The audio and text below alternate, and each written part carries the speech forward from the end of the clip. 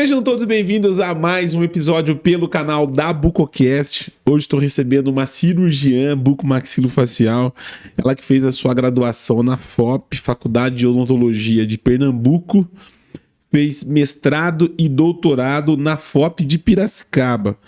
Ela é especialista em cirurgia ortognática, foi estudar fora, ficou um ano nos Estados Unidos, com uma das grandes referências da bucomaxilofacial, e ela vai contar um pouquinho dessa história e falar muito em cirurgia ortognática, que é o nosso tema principal desse episódio. Eu estou falando da professora doutora Érica Marchiori. Um prazer imenso recebê-la no nosso podcast. Já há muito tempo a gente vinha tentando. Algumas pessoas é difícil, viu, gente, pra gente trazer aqui, mas nós conseguimos. Um prazer imenso, minha amiga. Muito obrigada, gente. Muito obrigada pelo convite. Me senti honrada. Na época que vocês me convidaram, eu tinha acabado de fazer uma cirurgia de blefaroplastia. Tava parecendo uma panda, toda roxa, não tinha como vir. Então a gente foi adiando. Mas agora eu já tô linda, tô maravilhosa. Sim, com certeza. E vamos bater esse papo aí, então, sobre cirurgia ortognática.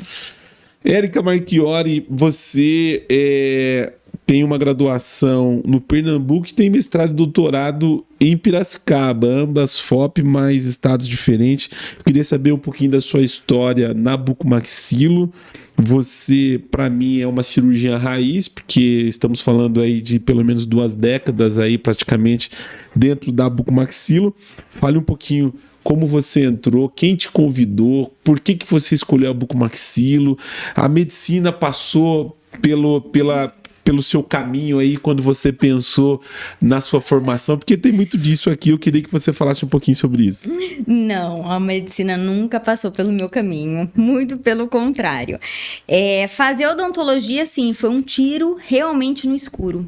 Eu me vi ali, né, uma menina de 17 anos para prestar vestibular, eu não tinha nem noção do que eu ia prestar, e simplesmente meu pai olhou para mim e falou: faça odonto, não tenha chefe. Lá fui eu fazer odonto. Aí eu prestei só a federal e a estadual, acabei passando na Universidade Estadual de Pernambuco. Na época a gente morava em Recife, né, foi uma transferência do meu pai. Acabei ingressando na faculdade e assim, foi uma catástrofe. Imagine a minha pessoa fazendo restauração em amálgama. Eu não me encontrava, a faculdade era assim, era um horror na minha vida. Até que conheci o professor Ricardo Holanda e o professor Laureano, que são meus amigos até hoje, e eles que me apresentaram a área de cirurgia bucomaxilo. Eu me vi, de repente, dentro do Hospital da Restauração, que era o maior hospital do Norte e Nordeste, acho que ainda é. Então, eu fiz estágio e eu acabei me descobrindo na bucomaxilo ali dentro da faculdade, porque eu não conseguia me identificar com absolutamente nada. Restauração, limpeza, canal, prótese, eu não me via fazendo aquilo. Eu não conseguia imaginar como que seria eu atendendo dentro de um consultório das 9 da manhã às 6 da tarde, de segunda a sexta. Impossível. Então, eu acabei seguindo o caminho desses meus professores. E na faculdade eu conheci a doutora Thaís Rabal. A Thaís hoje ela é uma grande referência em Vitória, uma excelente cirurgiã, e foi ela que me estimulou. Simplesmente olhou para mim, me deu todos os livros e falou: vai lá e estuda. Me tranquei dentro de casa durante 5 meses, estudei e acabei passando por essa referência que eu tinha no Nordeste, de ter feito faculdade no Nordeste.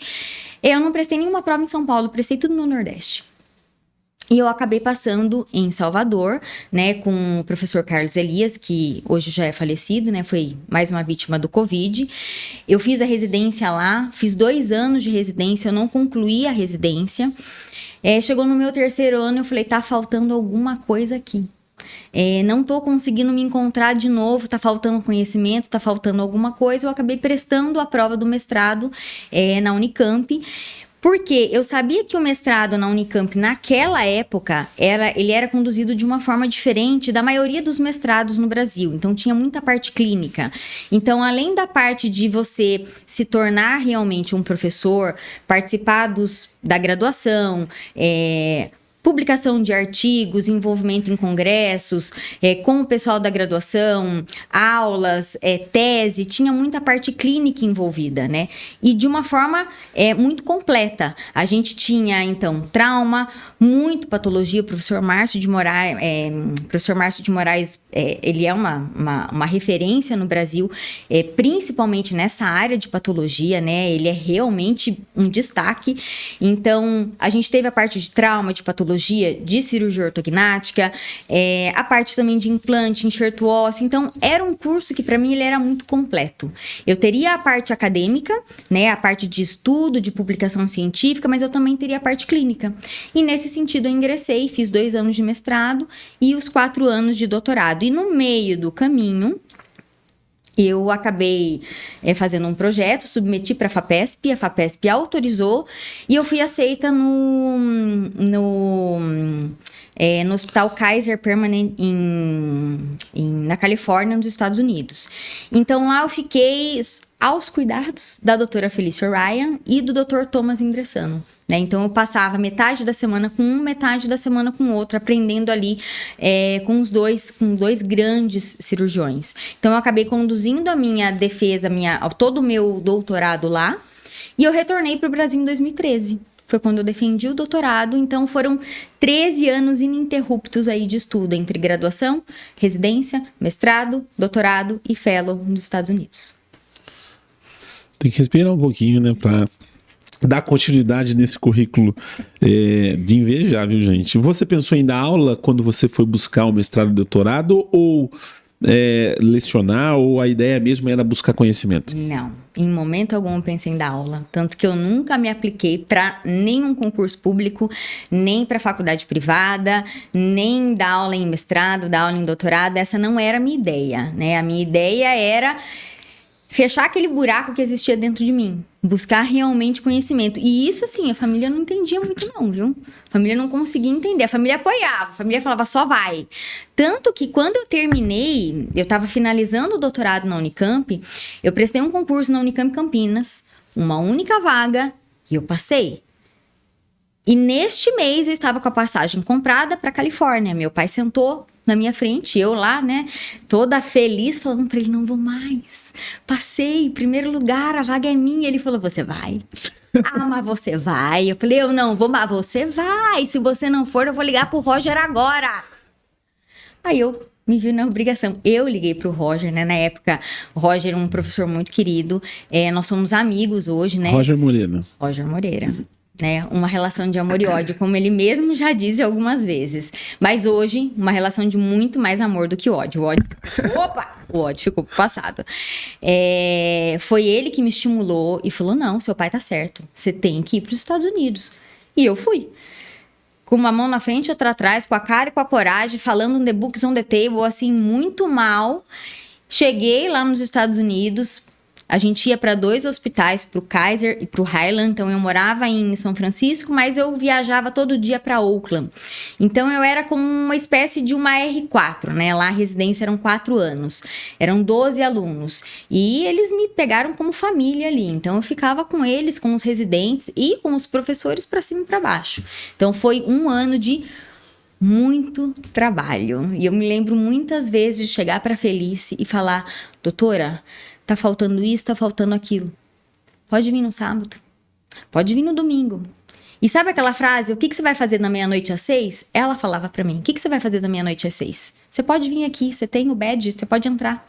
Desse jeito. Ou seja, foi um ano muito bom e foi um ano, assim, crucial e decisivo na minha vida profissional. Eu voltei realmente uma cirurgia diferente. Para fazer cirurgia ortognática. Para fazer cirurgia ortognática. No início eu fazia tudo, né? Como todo mundo.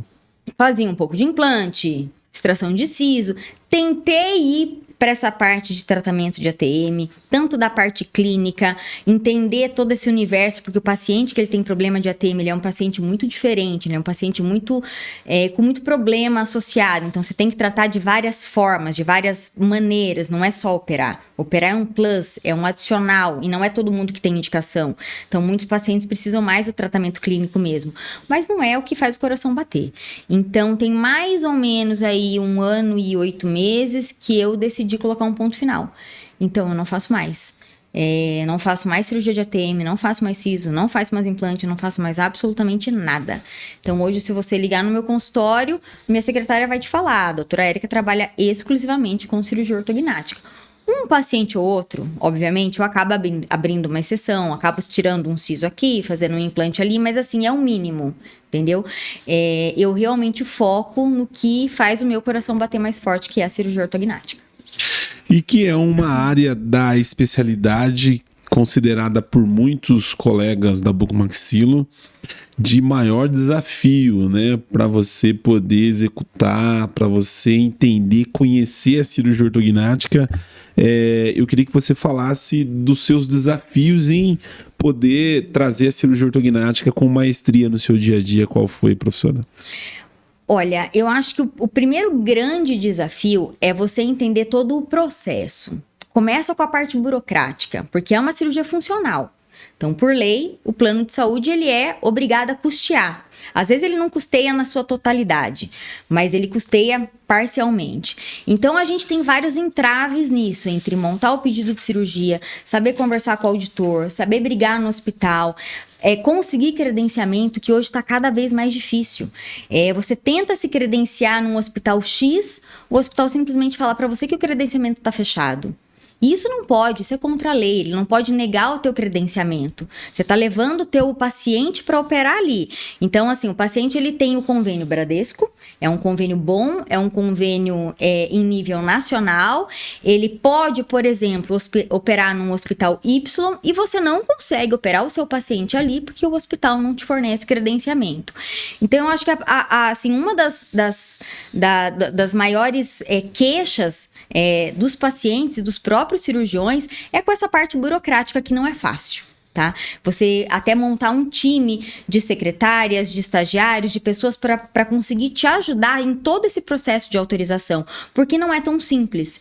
Não é você me procurar e falar, eu quero fazer uma cirurgia ortognática, o seu convênio cobre, vamos fazer o pedido, mandei, aprovou, acabou. Não, é muito mais do que isso. Então, eu acho que o primeiro grande desafio é você entender essa parte burocrática para você conseguir a autorização do convênio, né? Que não é simples. Hã? Que não é simples. Não é simples de jeito nenhum. E hoje está sendo mais desafiador essa etapa, né? Muito desafiador. E inclusive, assim,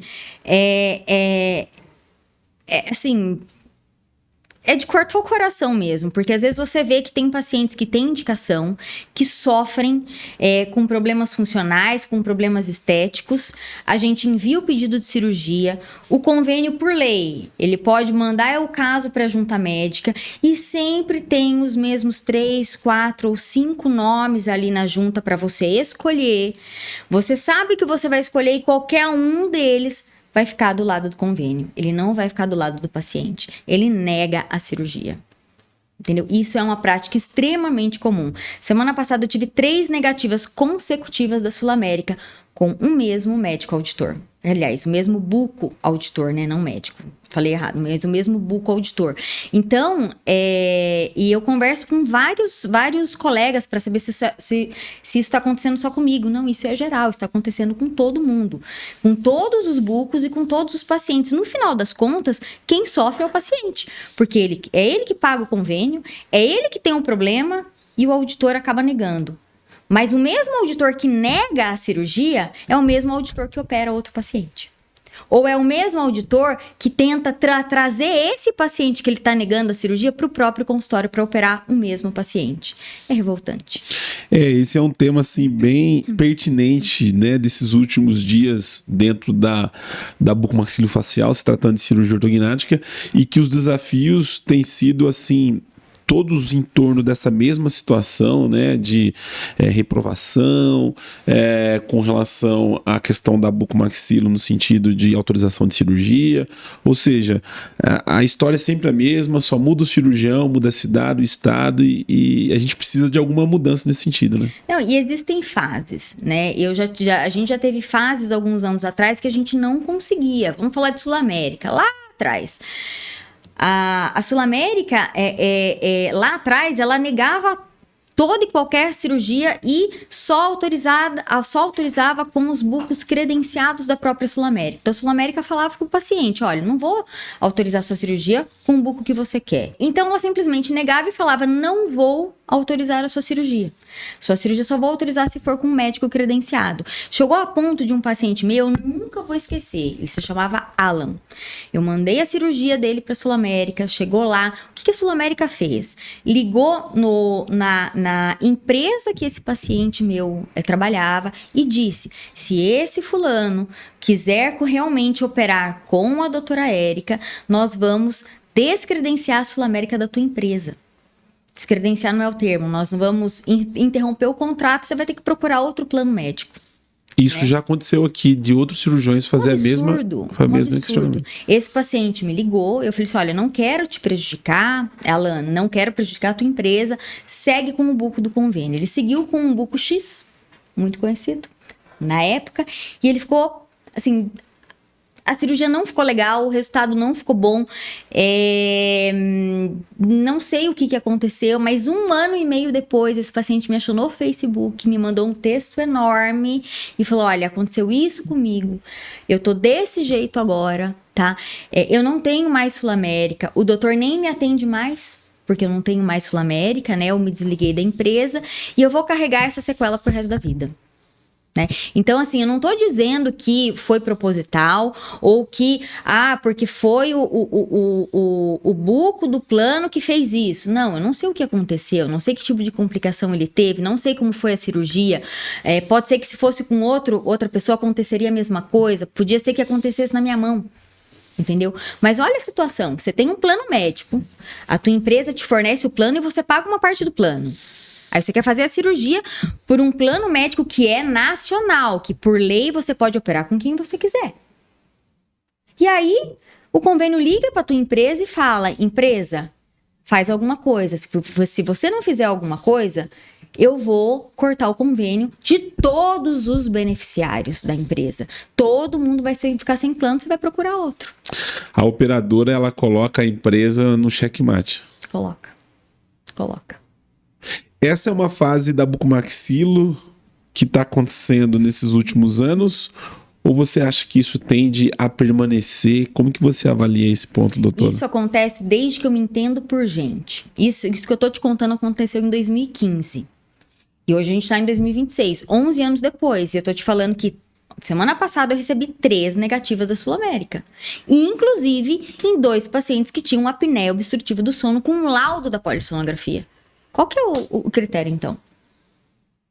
Por que o auditor negou? Não tô entendendo. Qual que é o critério, então, para negativa? Você tem um problema de saúde ali, você tem uma deformidade de face, você tem uma alteração na mordida, você tem um problema respiratório, você tem um distúrbio do sono importante e grave, que pode te ocasionar uma série de complicações sistêmicas no coração, fígado, rim, pulmão, cérebro, e mesmo assim, o auditor vai ficar do lado do convênio. Por quê? Porque o convênio paga o auditor. Para quê? Para negar a cirurgia do beneficiário. Então não existe imparcialidade, porque se existisse imparcialidade, não seriam sempre os mesmos 4 nomes que estão ali na lista da junta médica para você escolher. A pergunta é a seguinte, se esse paciente for atendido por esse mesmo que negou, aí ele opera? Obviamente, lógico. Claro que sim. Ontem a minha paciente uma delas passou numa junta médica presencial. Eu achei até estranho, porque normalmente eles fazem documental, apesar do Conselho Federal de Medicina recomendar a junta médica presencial. Uma coisa é você avaliar o paciente aqui, presencialmente. Uma coisa é eu ouvir as tuas queixas, é eu calçar uma luva e eu avaliar o teu rosto e a tua boca. É eu conversar com você e avaliar tuas queixas. Outra coisa é eu avaliar um documento que outro profissional montou, que é o pedido de cirurgia. Então, são 2 coisas bem diferentes. Então, quando a Sul América solicitou junta médica presencial para minha paciente, eu falei, vai. Ela chegou lá e ela falou, doutora, eu gostaria de gravar a nossa consulta. Gravar a nossa conversa, eu não vou gravar o teu rosto. Ele falou, não. Por que não? Qual que é o problema? O que você vai falar de errado? O que você vai fazer de errado? Pode. Óbvio que pode. Não tem problema nenhum. Inclusive, se ela quisesse gravar sem o consentimento dele, ela poderia, porque era uma consulta dela. Ela ainda pediu e ele falou que não. Por que ele falou que não? E ele negou a cirurgia dela. E nesses casos, tem um caminho, tem uma direção para essas negativas? O caminho agora é abrir uma reclamação na ANS, acionar a Agência Nacional de Saúde para que ela interfira nisso. E qual que é a resposta do plano para a ANS? Passou em junta médica. O auditor do convênio não concordou com a indicação da doutora, então nós, planos de saúde, oferecemos uma junta médica. Nós demos a opção para a doutora escolher dentre 4 nomes para uma terceira opinião. E foi negado, e nós vamos manter a negativa. E aí a ANS também não faz nada. Aí o que resta para o paciente? Entrar na justiça. Só que a justiça, nós estamos falando de Brasil. Entendeu? A justiça não vai conceder uma cirurgia assim. Às vezes concede. Já consegui, já operei pacientes que conseguiram liminar no mês seguinte. Mas às vezes entra na justiça comum e isso vai se perdurar aí por 1, 2 anos. Então você vai ter um problema, você tem um convênio, você paga, você tem direito, tem cobertura obrigatória pelo rol da ANS. O convênio não autoriza, a ANS não ajuda e o paciente ainda tem que pagar para um advogado, acionar a justiça e aguardar a boa vontade da justiça brasileira em conceder o direito dele operar. Que já é dele. Que já é dele.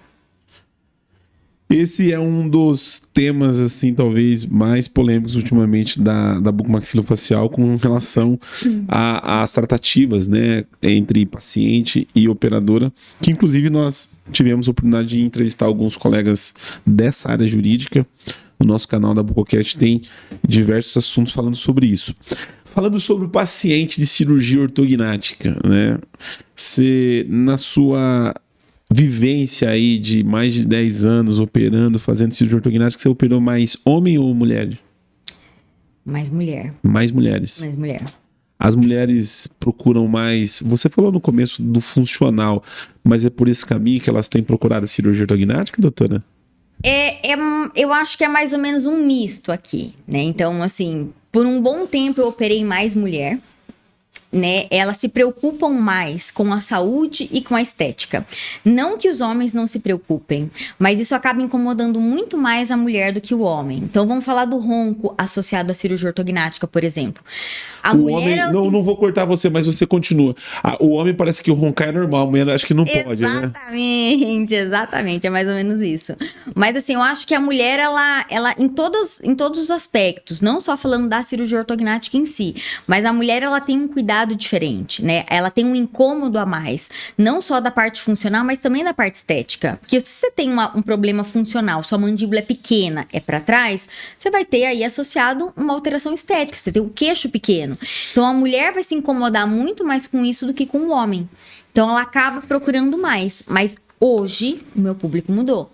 Hoje, quem me procura mais são pacientes portadores de apneia do sono. Então, que tem um distúrbio do sono associado. Então, eu atendo mais ou menos igualmente, tanto homem quanto mulher. Quando eu falo, assim, da parte mais estética, é mais mulher. Quando eu falo relacionado à apneia do sono, o meu público é mais masculino.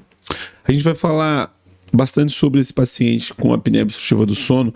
Antes de a gente chegar nesse paciente, eu queria que você falasse quais são os perfis de pacientes que têm indicação para cirurgia ortognática. Bom, falando da ortognática em si, primeiro ela é uma cirurgia óssea, certo? A gente vai fazer um reposicionamento nos ossos da face, maxila e mandíbula, tá? Então, esses ossos, eles têm uma posição específica em relação à cabeça, em relação ao crânio, né? Pode acabar acontecendo da sua maxila ou da sua mandíbula ser maior ou menor em qualquer um dos sentidos. Então, se você tem um excesso vertical de maxila, ou seja, se a sua maxila cresceu muito no sentido vertical, você vai acabar tendo uma alteração estética, que é o sorriso gengival. Quando você sorri, aparece lá aquela faixa enorme de gengiva que não pode ser corrigida de outra forma. Você não consegue corrigir isso com gengivoplastia, aumentando o tamanho do dente. Você realmente tem que fazer uma cirurgia para diminuir essa altura. Então, pacientes que têm excesso vertical de maxila têm indicação. Pacientes que têm o queixo muito para frente, são prognatas, tem indicação. Pacientes com queixo muito para trás, ou seja, retrognatas, com queixo muito pequeno, também tem indicação. Pacientes com laterognatismo, que são pacientes assimétricos, é quando um dos côndilos cresceu mais do que o outro durante a fase da puberdade, porque o crescimento da mandíbula, ele acontece basicamente assim, o surto de crescimento é durante a fase da puberdade e o côndilo ele vai crescer de forma mais ou menos simétrica dos dois lados. Então a mandíbula ela cresce para baixo e para frente de forma simétrica até mais ou menos os 18 anos. O que pode acontecer em muitos casos é um dos lados crescer mais. Então, se você tem um crescimento maior, por exemplo, do lado direito, o queixo da pessoa desvia para o lado oposto e vice-versa. E aí vem as assimetrias de face, as laterognatias. E, consequentemente, a mordida não se encaixa.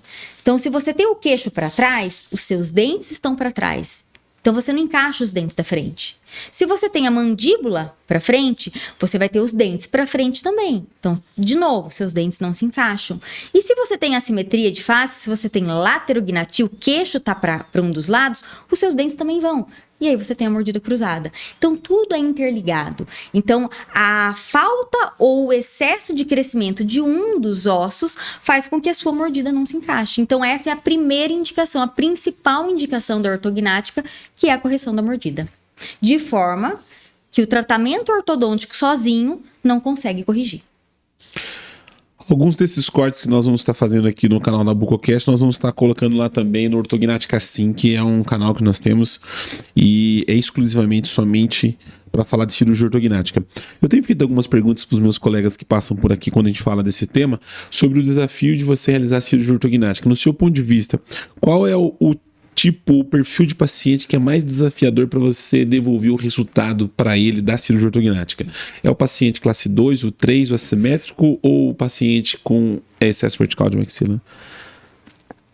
Olha, essa pergunta é difícil de responder. Eu acho que é muito mais difícil de você entregar aquele resultado do paciente que tem muita expectativa. Então, tem paciente que ele tem uma expectativa irreal, independente do problema que ele tem. Isso você tem que descobrir antes. Exatamente. E muitas vezes, essa descoberta antes, ela é muito sutil. E muitas vezes, esse paciente, ele precisa entender que o rosto dele é daquele jeito, que eu não vou conseguir colocar o queixo da Angelina Jolie ou a maçã do rosto da Bruna Marquezine. É impossível. O que a gente melhora é o teu rosto, é o que você já tem aí. Eu não consigo te dar aquilo que você não tem. Até quando a gente faz implantes faciais em associação, vai melhorar a parte estética, mas é uma melhora. Eu não consigo reproduzir uma característica de outra pessoa em você, entende? Então, independente do seu problema, se for sorriso gengival, se você tiver pouco queixo, muito queixo, se você tiver o rosto assimétrico, se você tiver o sorriso torto, é muito mais relacionado ao teu grau de expectativa e o que você espera da ortognática do que propriamente, um paciente classe 3 é mais fácil ou um classe 2 é mais fácil. Não, o manejo está relacionado à tua expectativa e à tua parte psicológica. E na minha maneira de conduzir o teu caso.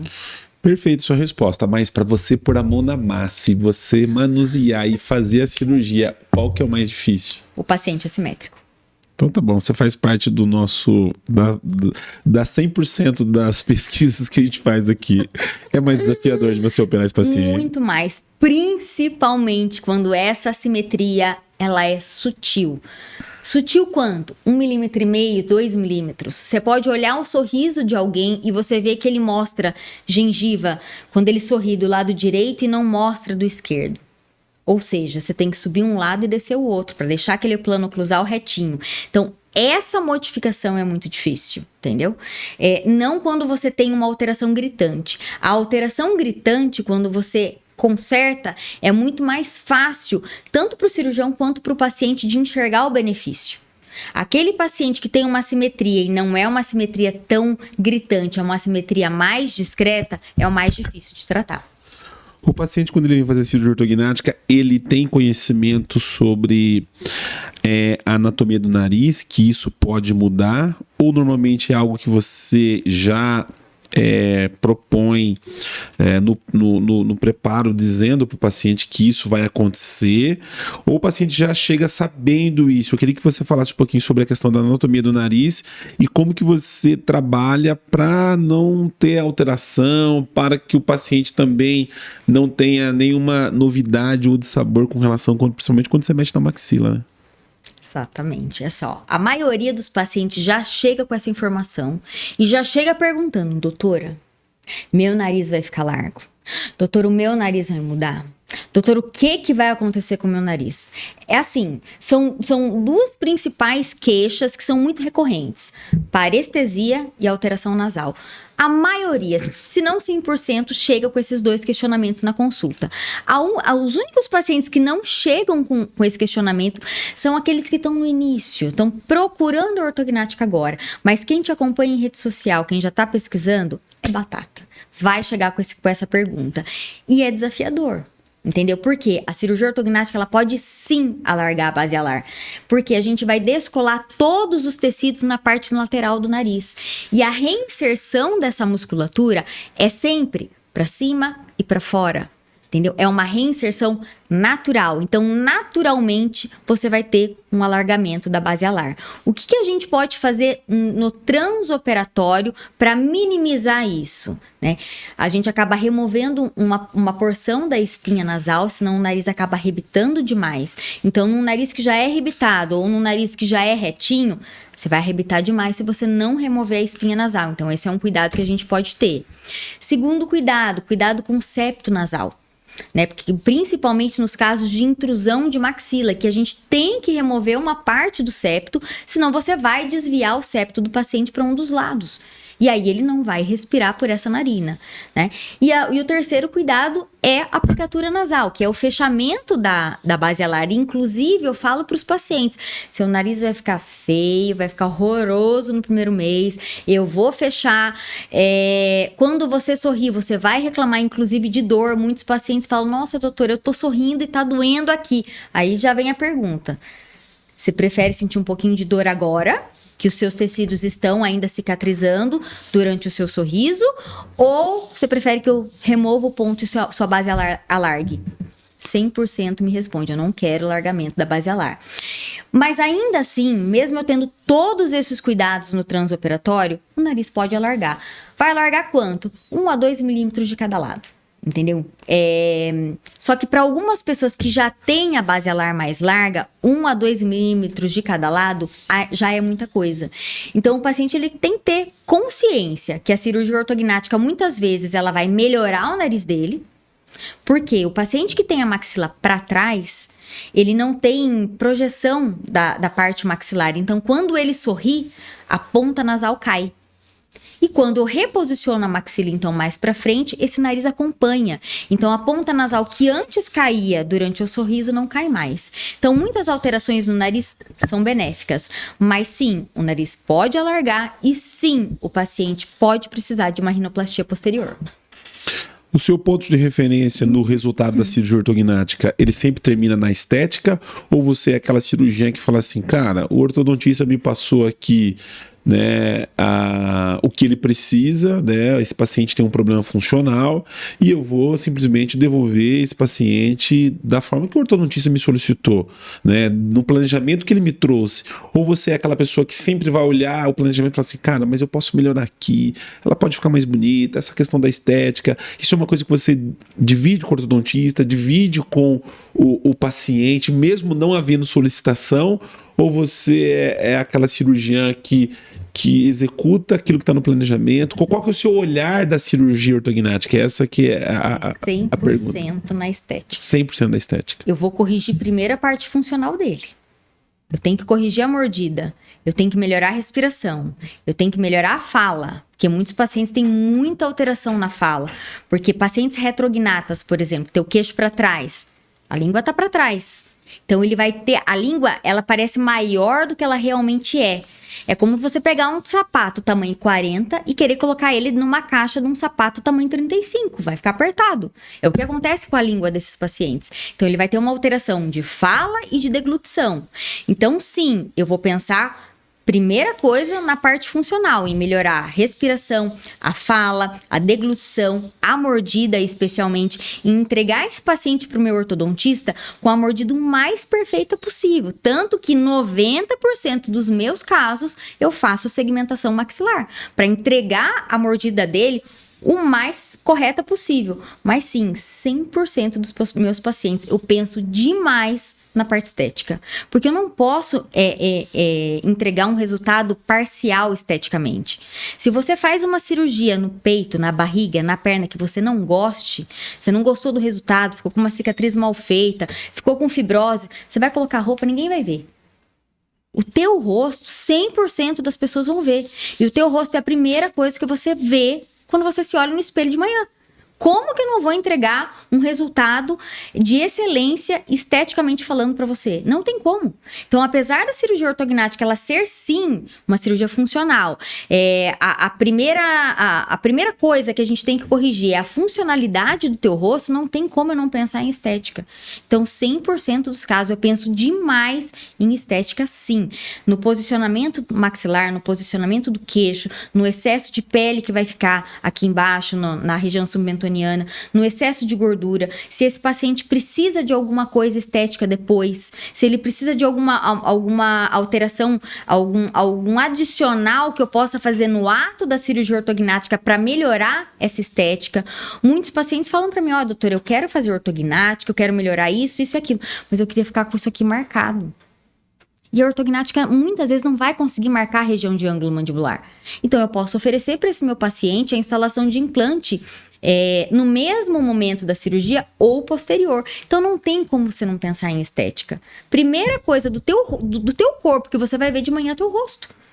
Então, sim, 100% dos pacientes eu tento entregar o melhor resultado estético possível. Você falou sobre segmentação. Como que você enxerga a segmentação na cirurgia ortognática? Se existe os prós e os contras, os a favor e não, com relação à segmentação. Eu já vi alguns colegas dizer que evita fazer segmentação por conta disso, pós-operatório, enfim, cada um, né, questão de infecção e tudo mais. Eu queria que você falasse um pouquinho sobre essa questão. Olha, segmentação assim, é realmente complicado, tá? Porque qual que é o problema da segmentação em si? Primeiro, tecnicamente falando, não é tão fácil assim. Você vai fazer um corte entre 2 dentes, certo? Então, você tem que ser milimétrico ali para não danificar nenhum dos dentes, certo? E que isso tem que ser planejado antes que vá haver a segmentação. Exato, o paciente tem que ter ciência. Porque existem algumas complicações que podem acontecer. E o orto também, para ele preparar. Com certeza. Agora, se você não segmenta e não encaixa a mordida do jeito que ele quer, ele vai reclamar depois. Ele vai falar, Érica, não tá encaixando nenhum premolar aqui. Tem que fazer extrusão. Ou seja, o paciente acaba ficando mais tempo de aparelho no pós-operatório e ele tem um investimento de tempo e de dinheiro maior. Então, em vez de ele ficar 6 meses de aparelho, ele vai ficar 1 ano e meio. O orto, em vez de apenas intercuspidar os dentes no pós-operatório, ele vai ter um trabalho muito maior. Então, se você segmenta, obviamente tenta aí fugir das possíveis complicações cirúrgicas, é muito melhor para o teu paciente e para o teu ortodontista também. Você vai facilitar o trabalho dele e o paciente vai ficar com bem menos tempo de aparelho. E tem oclusões que não tem jeito, você tem que segmentar porque não tem encaixe. Um paciente classe 3, que tem a mandíbula para frente, é muito difícil o preparo ortodôntico desse paciente. Quando você pega os modelos na mão e você tenta encaixar eles em classe 1, você vai ver que o encaixe ele não é perfeito. E o ortodontista vai chegar um momento que ele vai te falar, eu não tenho mais o que fazer aqui, porque o dente não movimenta. Eu preciso que você me ajude na cirurgia. Então, como que a gente consegue prestar um auxílio para o ortodontista? É fazendo a segmentação do caso. Entendeu? Encaixando realmente canino e assim, outras coisas podem acontecer, né? Então, você pode ter um problema de recessão gengival, se aquela gengiva sofre demais, então a gengiva sobe. Então, o paciente, ele tem que saber que essa é uma complicação que ela é esperada. Você vai fazer de tudo para que isso não aconteça, mas pode acontecer. Você pode ter um caso de fístula, entendeu? A mucosa do palato, ela não é tão grossa assim. Ela é uma mucosa fina. Dependendo da forma que você segmenta, você pode perfurar essa mucosa. E o paciente desenvolveu uma fístula. Eu tô com um caso assim. entendeu? Eu operei o paciente no dia 20 de dezembro do ano passado e ele desenvolveu uma fístula buconasal por uma complicação transoperatória que agora eu tenho que resolver. Então, eu vou fazer o fechamento dessa fístula. É uma complicação que eu esperava ter? Claro que não. Não esperava ter nunca essa complicação, mas eu tive e eu tenho que ter habilidade agora para consertar. Entende? Então, a segmentação ela pode ser muito boa para o paciente, para o ortodontista e para você mesmo. Porque quando o paciente ele fica de aparelho 2 anos no pós, ele não vai encher o saco só do ortodontista não, viu? É na sua orelha também que ele vai falar. Ah, eu fiz a cirurgia e olha como tá a minha mordida. Eu fiz a cirurgia, achei que ia ficar 6 meses de aparelho, já tô com 2 anos de aparelho.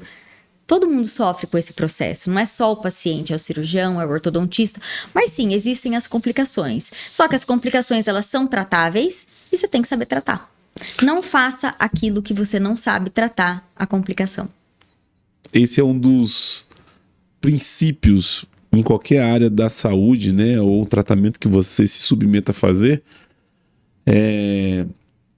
para que você tenha sucesso dentro daquilo que você aprendeu, né? Primeiro você precisa aprender a resolver o problema, né? A resolver o seu BO. Não simplesmente estou com o BO aqui, vou encaminhar agora para quem saiba resolver.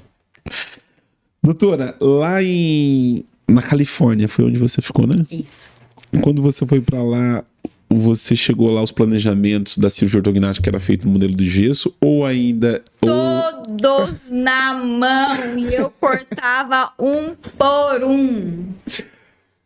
Gente, era uma coisa arcaica, tá? Que a gente fez, a gente aprende dessa forma, mas você imagina... Cortar os modelos assim, com um serrote. Mas é um serrote. É um serrote. Você tem que pegar o modelo aqui e serrar ali. E depois você pega Durepox. E aí você cola uma base na outra. E com uma plataforma de Erickson, que ali tem um paquímetro digital, você vai medindo. Então, se o seu planejamento foi colocar a maxila 3 para cima, você tem que colocar aquilo ali 3 para cima com o Durepox. Você tem noção que era fazer isso?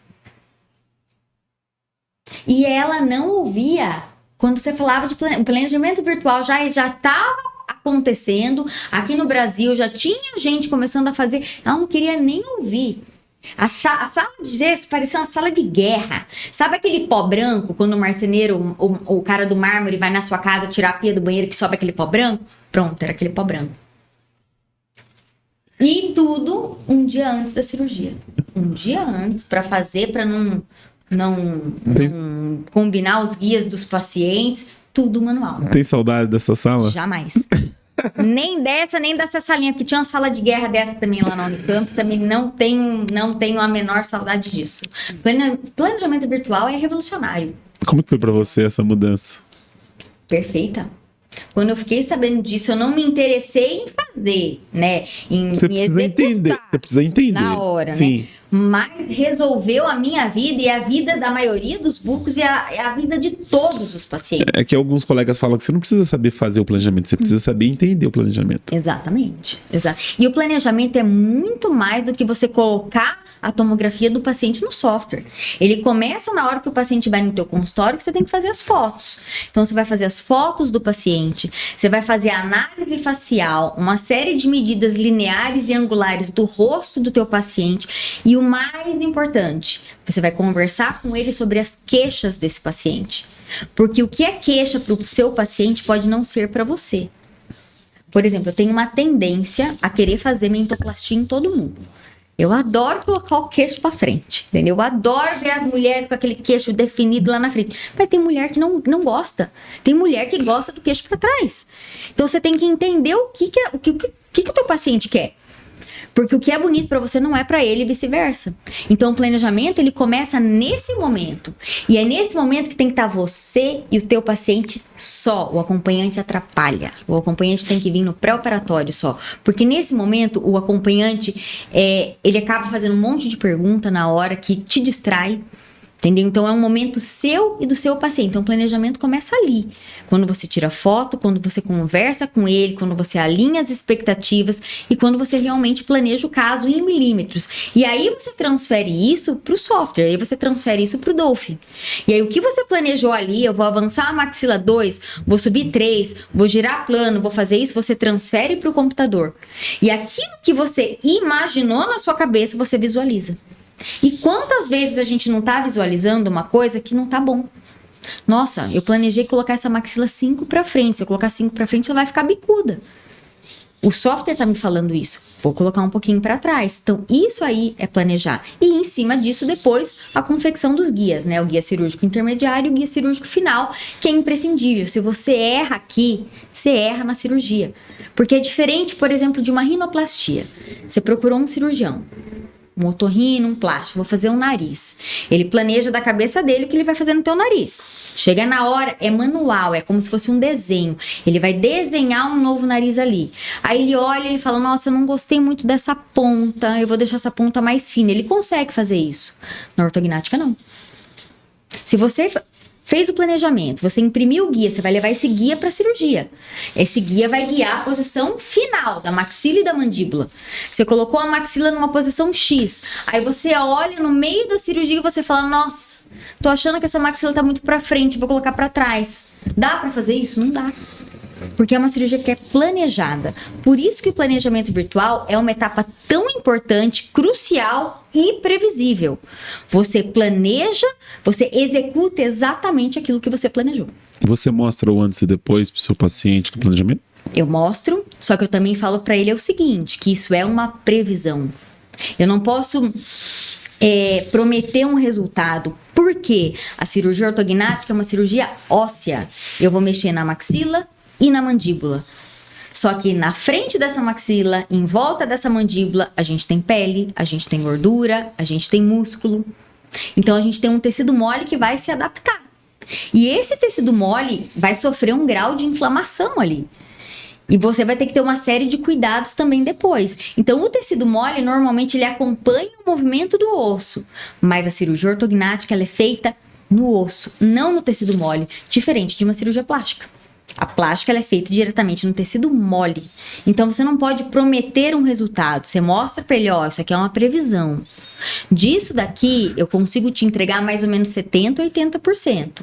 O teu nariz vai empinar um pouco, mas eu não consigo falar quanto vai empinar. O teu nariz vai alargar um pouco, mas eu não consigo falar quanto vai alargar. Tem uma série de pacientes que tem um mento, o queixo, a parte óssea do queixo para trás, mas tem um acúmulo enorme de tecido aqui na frente. Como que eu manejo esse tecido? Entendeu? A espessura desse tecido aqui é de 11 a 14 milímetros. Tem gente que tem 18, tem gente que tem 20. É uma característica do paciente. Só que eu não tô mexendo no tecido mole, eu tô mexendo no osso. Você tem problema com tempo durante a cirurgia? Relógio? Como assim, tempo? Tempo de quanto tempo você tem que fazer a cirurgia ortognática do paciente? Você é aquela pessoa que entra pro centro de cirurgia e fala, olha, minha cirurgia tem que durar 2 horas e meia. Não, como jamais. Que é isso? Jamais. Tanto que eu sempre falo para o anestesista, eu sempre jogo um pouquinho a mais. Ó, doutor, entre 4 e 5 horas. Tem casos que vai em 2 horas e 40, tem casos que vai em 3, tem casos que vai em 3 horas e meia, tem casos que vai em 4. Já fui da época lá atrás que demorava 9 horas. Então a gente vai aprendendo, a gente vai aperfeiçoando, a gente vai conhecendo novas técnicas, novos materiais. E o mais importante é quando você trabalha com uma equipe que você está treinado. Porque é muito diferente eu operar com você há 10 anos e eu operar com você hoje, com ele amanhã, com fulano amanhã. Cada hora eu tô com um auxiliar. O auxiliar, ele é tão ou mais importante do que você.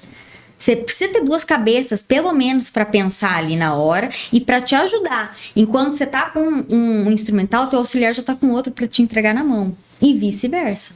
Entendeu? Então, isso faz muita diferença no tempo e na tua agilidade durante o procedimento cirúrgico. Falando em técnica e tempo,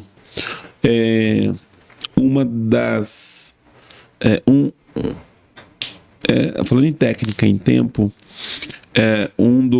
das vantagens da técnica minimamente invasiva é com relação a tempo, com relação a pós-operatório. Eu queria que você falasse, você que é uma cirurgiã raiz, que eu sei que pela sua escola você é adepta da cirurgia convencional, mas eu não poderia deixar de perguntar para você, passando aqui pela Bucocast, como que você enxerga a minimamente invasiva, se você inclui essa técnica dentro da sua prática da cirurgia ortognática, fique à vontade. Sim e não. Gosto e não gosto. Incluo às vezes não. Vamos lá. Para você ser bom na técnica minimamente invasiva, primeiro você tem que dominar a técnica convencional, onde os cortes são maiores, onde você consegue enxergar. Entendeu? Porque na técnica minimamente invasiva, muita coisa você faz no escuro. Você não enxerga direito. Aliás, você enxerga o mínimo, você não enxerga o todo. Então, primeiro você tem que ter muito domínio da técnica convencional. Porque a técnica minimamente invasiva, realmente, as incisões são muito menores, o acesso à visualização é muito menor. Não tem nem comparação, é incomparável. Então, para você ser um cirurgião top, um cirurgião bom na minimamente invasiva, você tem que ser excelente na convencional. Esse é o primeiro ponto. Segundo ponto, você tem que gostar da técnica minimamente invasiva. Não é fácil de gostar disso, não. Eu fiz bastante curso e não é bom. Não é bom você estar fazendo uma coisa que você não enxerga direito. E você não enxerga direito. Segundo, eu já tive várias complicações com pacientes, inclusive de terceiros, pacientes meus, com a técnica convencional, utilizando todo aquele aparato de material de fixação. Imagine a técnica minimamente invasiva, que ela preconiza colocar uma placa na mandíbula e 1 ou 2 parafusos bicorticais. Entendeu? Então, assim, você tem que ter um domínio muito grande da técnica, você tem que gostar daquilo que você faz, e você tem que gostar de não ver, porque você não vê tudo que você gostaria de ver. Não tem como você baixar a maxila e falar que pela técnica minimamente invasiva você está enxergando a região posterior, porque você não enxerga. Você não enxerga. Aí você vai intruir a maxila, você vai retruir, você tem que tirar o osso lá de trás, lá no nariz, mas lá atrás, perto da naso, da orofaringe. Com a técnica minimamente invasiva é muito difícil. Então você tem que ter um domínio da técnica muito bom. Um domínio esse que eu não tenho e nem quero ter.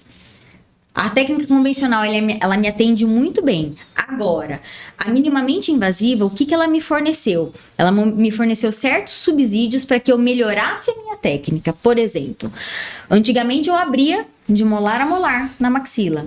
Hoje eu consigo fazer de canino a canino, no máximo primeiro pré. Ou seja, a incisão é menor. Eu descolo muito menos tecido. E isso eu aprendi com a minimamente invasiva. Porque antes eu descolava tudo, queria ver tudo. Não precisa ver tudo, mas você precisa ter uma visualização adequada. Muitos pacientes meus não têm parestesia na região superior. Não tem. Porque eu não descolo na parte do nervo infraorbitário. Então, esse manejo, esse cuidado foi a minimamente invasiva que me trouxe.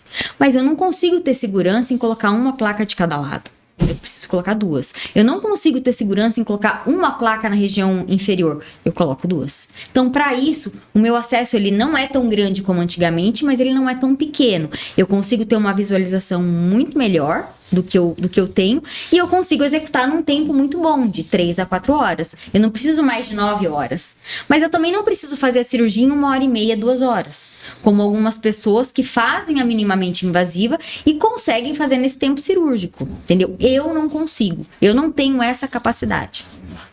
Doutora, saindo da técnica, indo para o preparo da cirurgia ortognática, que é uma técnica também, porém, do ortodontista, mas a gente sabe que a ortognática tem passado por evolução e a ortodontia também. E hoje nós temos vários pacientes sendo preparados com alinhadores. Como você atua na cirurgia ortognática com esses pacientes? É da mesma maneira quando ele é preparado com o aparelho convencional ou não?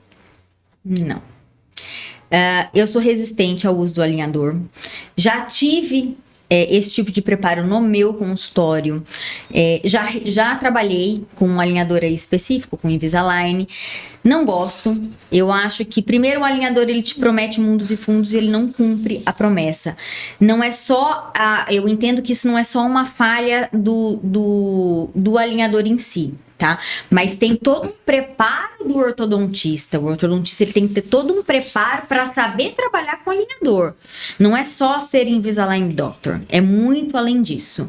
Então, eu conheço ortodontistas que trabalham de forma excepcional com alinhador. Mas não foi a minha vivência na minha clínica, tá? Eu não tive essa vivência ali dentro. Então, o alinhador, ele te promete muito e te entrega pouco. Tá? Então, esse é o primeiro ponto. Segundo ponto, ele depende muito do paciente. O paciente tem que ficar com o aparelho em boca 22 horas por dia. Se você usa um alinhador, você não vai ficar 22 horas por dia. Você vai tirar para assistir alguma coisa na TV, você vai esquecer 3, 4 horas o alinhador ali em cima. Então, ele é muito dependente do paciente. Se você tá com o aparelho fixo na boca, ele tá ali, ele não depende, você não vai tirar e colocar o aparelho. Um alinhador, não. Ele é dependente do paciente. Então, o preparo, ele acaba se estendendo. Então, eu entendo que não é todo ortodontista que tem a habilidade e o conhecimento necessário para trabalhar com alinhador. E quando eu falo de fazer o preparo para a cirurgia ortognática, existe a deficiência da falta do aparelho ali. Eu não gosto de ir para a cirurgia com o meu paciente sem estar de aparelho fixo. Entendeu? O aparelho ele vai me fornecer uma segurança muito maior, apesar de eu ser adepta e usar em todos os meus casos parafuso de bloqueio. Mas estando com o aparelho fixo é muito melhor, ainda que ele não esteja com os ganchos. Tem os ganchos nos próprios brackets que podem me auxiliar depois. Porque depois dessa mordida no pós-operatório, ela pode se alterar um pouco. Porque existe uma musculatura no teu rosto repuxando o teu rosto. Então, eu coloquei a tua maxila para frente. Sua maxila veio para frente na cirurgia. Mas a sua musculatura, ela continua com o mesmo comprimento. Então, se a sua musculatura ela tem 10 centímetros e eu coloquei a sua maxila para frente, essa musculatura vai continuar com os mesmos 10 centímetros. Ela vai puxar a sua maxila para trás. Isso é fato. Então, existem pacientes que precisam usar elástico no pós. Não são todos, vamos falar assim, mais ou menos 40% a gente precisa guiar a mordida. A mordida fica um pouquinho fora, você precisa guiar a mordida. Se o paciente ele tá com Invisalign, eu tenho que colocar parafuso de bloqueio nele. E o parafuso de bloqueio machuca a gengiva, forma afta, entendeu? Todos os pacientes reclamam do parafuso de bloqueio depois. Eles não reclamam de dor. Ai, a minha cirurgia não tá doendo nada, doutora, mas esse parafuso aqui... Formam-se aftas mesmo na boca, né? E o aparelho fixo ali com os ganchos te dá uma segurança muito maior. Não só no transoperatório, mas principalmente no pós. No pós, você pode precisar daquele gancho para colocar o elástico. Então, eu sou adepta do preparo ortodôntico convencional. Se você é meu paciente, você chega até mim com o Invisalign, eu vou tentar ao máximo te convencer. Na semana da cirurgia, eu converso com o seu ortodontista, você instala o aparelho, pode ser o convencional, mais baratinho que for, instalo ele de forma descompensada para que nenhum dente seu sofra nenhuma alteração de posição, põe o fio retangular, os ganchos e todo mundo fica feliz. Cirurgião fica feliz, o ortodontista fica feliz e o paciente fica feliz porque se precisar vai colocar o elástico. 40 dias depois, tira o aparelho, escaneia e volta pro Invisalign. Qual que é o problema? Nenhum. Você vai ter um custo mínimo, porque o aparelho, quem tem a condição de pagar por um alinhador, tem condição de pagar por um aparelho convencional. Você só vai ficar 40 dias, ninguém nem vai te ver. Entendeu? Você não precisa nem sorrir nesses 40 dias se você não quiser. Se o problema for a estética que o aparelho metálico vai estar te dando, entendeu? Então, se esse for o problema. Mas é uma coisa que, de novo, você vai fazer uma cirurgia no seu rosto. É a primeira coisa que você vê quando você se olha no espelho. Você sabe que se você colocar o aparelho convencional com os ganchos, vai facilitar e muito a vida do cirurgião, não só na cirurgia, mas no pós-operatório. Você não vai colocar? Então, eu sou adepta do preparo ortodôntico convencional. Eu não gosto de alinhador. Esse é um dos princípios de quem é cirurgião raiz ou não, tá, gente? O raiz, ele sempre vai no convencional. Funciona. Funciona. O time que tá ganhando, a gente não mexe. Pra que eu vou mudar isso? Da grande maioria dos cirurgiões que passam por aqui, viu, doutora? Eu não sou cirurgião, não sou dentista, Mas eu sou convencido que o convencional é o melhor. É muito. E você pode, inclusive, colocar o estético, não tem problema. Pode colocar o estético. Você pode colocar o estético convencional, o estético autoligado, que não tem borrachinha. Só tem que ter ali um fio retangular e os ganchos, independente se é metálico ou se é estético. Mas tem que ter o aparelho fixo. Facilita e muito a vida do cirurgião. Demais. Em média, o tempo do preparo ortocirúrgico é quanto tempo, no seu ponto de vista? 1 ano e meio, tá? 18 meses. Por que eu falo 1 ano e meio? Pode ser um pouco menos. Quando tá? a gente ouve 6 meses? Impossível. Porque você já ouviu 6 meses? Já ouviu? Com certeza. 6 E meses. os pacientes chegam pra mim com essa informação e eu falo, da onde que você tirou isso?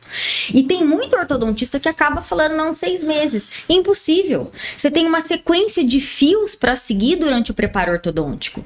Você começa com o fio 12, passa pro 14, passa pro 18. Às vezes você tem que fazer dobra no fio. Às vezes você tem que retornar o fio de um 18, você tem que retornar para um 16, para um 14. Então, assim, o que o paciente vai fazer a manutenção? Na cabeça dele, eu troquei a borrachinha.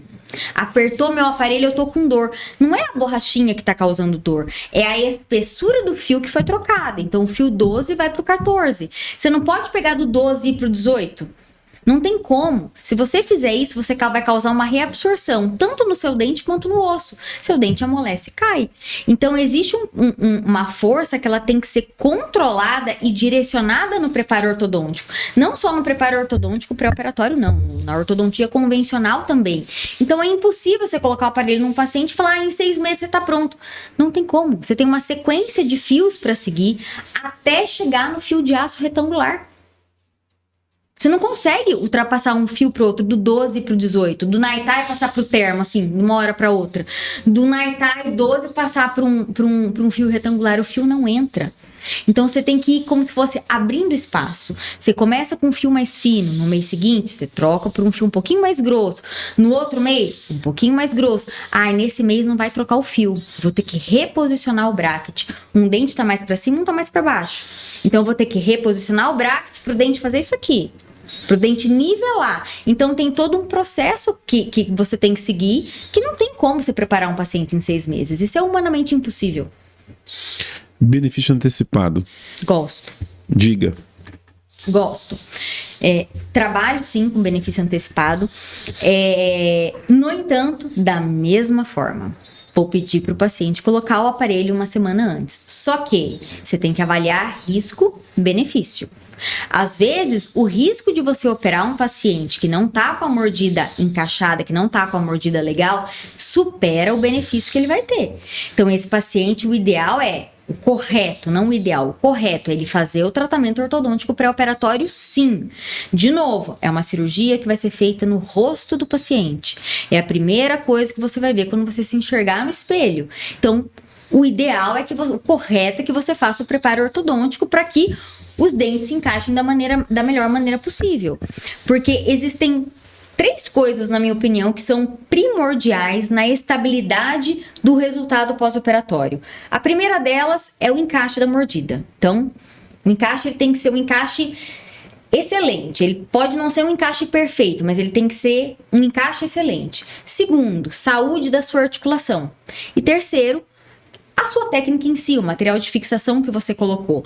Então, se a sua mordida ela não está encaixada de forma correta, a previsibilidade de resultado ela fica alterada. Então, no benefício antecipado, você pode fazer a cirurgia por benefício antecipado? Você pode, eu faço bastante. Mas em pacientes que não têm grandes alterações na mordida. Se você tem grandes alterações, não tem como encaixar essa mordida. Essa mordida, ela vai prever, ela vai manter o resultado que você conseguiu na cirurgia. Entendeu? Para pacientes com apneia obstrutiva do sono, o benefício antecipado, ele serve também ou é independente? Não, com certeza ele serve. Inclusive, de novo, colocar numa balança risco-benefício.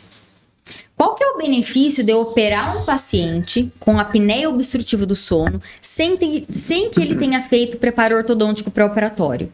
Eu tirar ele dessa condição de distúrbio do sono que é grave, que pode dar uma série de complicações de saúde. Ele pode ter problemas no coração, no cérebro, no pulmão, fígado, rim, uma série de problemas ali que são potencialmente graves. Então, esse paciente, a gente às vezes arrisca operar ele antes mesmo dessa mordida estar completamente encaixada, para que ele se livre da apneia, que é muito mais grave. Só que, de novo, é colocar numa balança e avaliar risco-benefício. Se essa mordida ela tá muito alterada, vale a pena esse paciente usar o CPAP para que ele trate essa apneia enquanto você não possa operar.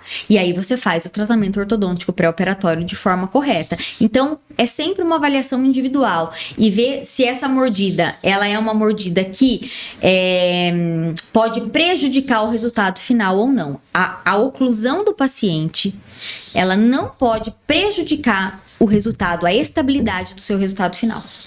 Então, se o paciente ele tem apneia, mas ele tem uma mordida completamente errada, precisa realmente fazer o preparo ortodôntico, então esse paciente vai para o CPAP primeiro.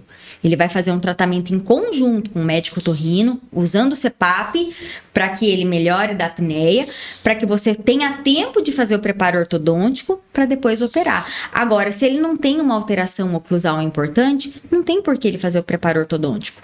Você faz a cirurgia e depois ele coloca aparelho. Então, você antecipa o benefício, ou seja, benefício antecipado.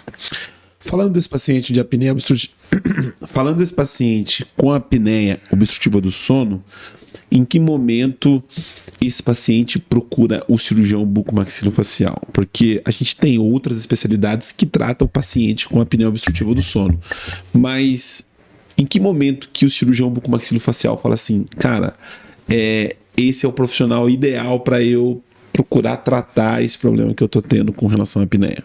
São duas coisas. Primeira coisa, a maioria dos pacientes que é casado, tem marido, mulher, esposa, chega pra mim e fala, ou eu opero e paro de roncar, ou eu vou me separar. É a primeira coisa. Por quê? O casamento já não tá às mil maravilhas. E a sua esposa, o seu marido não consegue dormir. Nem no quarto do lado. Porque você ronca a noite inteira. Então, você não descansa, mas o seu marido, a tua esposa também não descansa. Então, isso causa muito problema de relacionamento. Então, o que eu mais vejo no consultório é paciente chegando e falando, ou eu opere e paro de roncar, ou a minha mulher, o meu marido, vai pedir o divórcio. Teve um paciente que chegou pra mim e falou assim, doutora, já fiz cirurgia no nariz, já fiz desvio de septo e já removi a amígdala. Continuei roncando, tenho apneia. Essa noite eu resolvi vir até aqui porque acordei de madrugada e a minha esposa estava dormindo na cozinha. Eu tenho 2 filhos, um bebê. Os 2 filhos no quarto e a minha esposa dormindo na cozinha porque ela não conseguia dormir no quarto comigo por causa do meu ronco. Então, ou eu opero ou eu vou perder meu casamento. Então, essa é a primeira coisa que acontece. Segunda coisa, muitos pacientes, eles procuram um médico otorrino, né? Que muitos médicos otorrinos têm também a especialidade de medicina do sono. Então, que é uma especialidade à parte. Então, muitos têm as duas especialidades, tratam muito bem a apneia. Só que eles também têm um limite. O que o médico otorrino ele pode fazer pelo paciente? Ele pode fazer a cirurgia do desvio de septo, remoção de adenoide, pode remover a amígdala, pode fazer a faringoplastia, que é um aumento na região da orofaringe para melhorar a passagem do ar. Só que se esse paciente tiver a mandíbula pequena, tiver a mandíbula retruída lá para trás, ele também vai ter uma obstrução associada ao tamanho da mandíbula reduzido. Então, ele pode fazer tudo isso. A apneia melhora, mas não melhora o tanto que precisaria melhorar. Por conta da deformidade. Exatamente, por conta da deformidade. Então, é um tratamento em conjunto. Multidisciplinar. Então, tem muito paciente que chega pra mim, nunca passou no médico otorrino, e chega e me fala, ou eu opero, ou eu separo. E há alguns que chegam pra mim e falam, já fui no otorrino, já fiz cirurgia disso, não resolveu, continuo com a apneia, continuo roncando. Além desses problemas, que são talvez os principais que levam o paciente à cirurgia ortognática, quais são as quais são as queixas e os problemas que o paciente desenvolve. As consequências. As consequências da apneia. Então, vamos lá. Ele me procura porque ele não descansa à noite, ele acorda irritado no dia seguinte, ele dorme no volante, ele não tem concentração, ele fica irritado e o marido ou a esposa já está a ponto de se separar. Só que muitos pacientes não têm nem a compreensão que a apneia é ausência de respiração. Você para de respirar à noite. E você não para de respirar 10, 20, 30 vezes. Você para de respirar 300, 400, 500 vezes à noite. Quando você entra em apneia, significa dizer que você não está respirando, você não está jogando oxigênio no pulmão. Se não tem oxigênio no pulmão, não tem oxigênio suficiente no sangue. Então, todos os órgãos do seu corpo começam a sofrer. Falta oxigênio no cérebro, falta oxigênio no coração, no fígado, no rim, no próprio pulmão. O que o coração entende? Não tem oxigênio suficiente aqui. Eu vou começar a bater mais rápido, eu vou aumentar a pressão arterial para esse sangue circular mais rápido, para esse oxigênio chegar em todos os órgãos. Então, você começa a ter uma falência ali de todos os órgãos. Você começa a ter pressão alta, cardiopatia, aumenta o risco de problemas no sistema nervoso central, como síndrome do pânico, como depressão, diminui libido, diabetes, obesidade, irritabilidade, alteração de humor. Então, é uma série de coisas que às vezes o paciente ele não tem consciência que tudo isso está sendo causado pela apneia. E toda vez que você tem a apneia, que você entra em apneia, o seu cérebro é como se o seu cérebro percebesse que você não está respirando e ele te acorda para que você respire. Então você dorme, acorda, dorme, acorda, dorme, acorda, dorme, acorda a noite inteira. Você não entra na fase profunda do sono. Então você não descansa. Então não importa se você dormiu 3 ou 10 horas, você vai acordar cansado da mesma forma. Entendeu? O paciente que faz uso do CPAP, né? Ele é uma alternativa para o tratamento da cirurgia ortognática. O tratamento com CPAP é o padrão ouro, tá? Para o tratamento da apneia. Ele realmente trata ali a apneia, porque é uma máquina que vai respirar por você, né? Ela joga o ar comprimido no seu pulmão. Só que qual que é o problema disso?